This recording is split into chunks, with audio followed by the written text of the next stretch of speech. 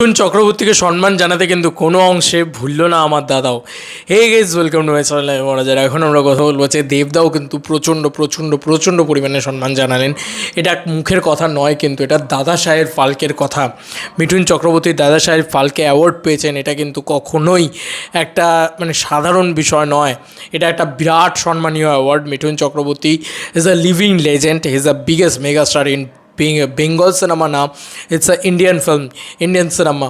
তো কোথাও গিয়ে মিঠুন চক্রবর্তী এই অ্যাওয়ার্ডটার যোগ্য ছিলেন। তো দেবদা লিখেছেন অলরেডি, দেবদার নিজের পেজ থেকে দেবদা পোস্ট করে দিয়েছেন। এত টেক্কার প্রমোশন তারপরেও কিন্তু প্রজাপতির সময় তোলা দুটো ছবি থেকে দেবদা পোস্ট করেছেন এই পোস্টটা আমরা পড়ব। কনগ্র্যাচুলেশন মিঠুন দা, এই পুরস্কারের জন্য তোমার চেয়ে যোগ্য আর কেউ ছিল না। অভিনয় জগতে তোমার অসামান্য অবদান সত্যি অতুলনীয়। এটা কিন্তু দেবদা বলছেন।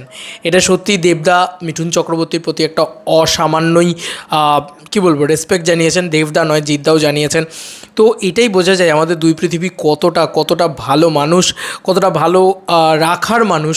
সত্যি কথাই তো, Mithun Chakraborty is a living legend. তাদেরকে যদি রেসপেক্ট না জানাতে পারি, দেবদা কিন্তু দেব এন্টারটেনমেন্ট ভেঞ্চার্সের পক্ষ থেকে আজকে বোম্বাদাকেও জন্মদিনের উইশ জানিয়েছেন। হ্যাপি বার্থডে বোম্বাদা বলে, হ্যাপি বার্থডে প্রসেনজিৎ চ্যাটার্জি বলে জানিয়েছেন। আমার কাছের মানুষ এটা জানিয়েছেন।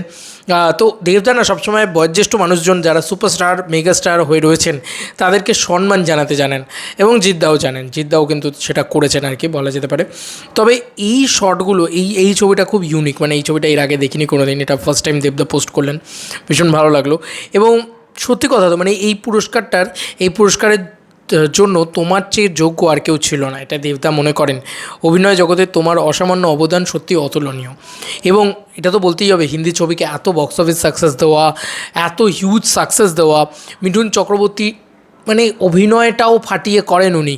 এ নিয়ে কোনো সন্দেহ নেই যে উনি শুধু স্টার, ভালো স্টার, বড় স্টার এমনটাই কিন্তু নয়, উনি কিন্তু একজন সুদক্ষ অভিনেতাও অলসো। তো কোথাও গিয়ে মিঠুন চক্রবর্তীর জন্য আমরা গর্বিত। মিঠুন চক্রবর্তী বাংলা থেকে গিয়ে লাস্ট সুপারস্টার, যে কিন্তু বম্বে লেভেলে কাঁপিয়ে এসছে। তো কোথাও গিয়ে মিঠুন চক্রবর্তীর জন্য বাঙালি হিসেবে গর্ববোধ করি। সেইটা কিন্তু আজকে দেবদা পোস্ট করলেন বলে বিশেষ করে আরও, কারণ বিং আ দেব ফ্যান ভালো লাগছে। কারণ দাদা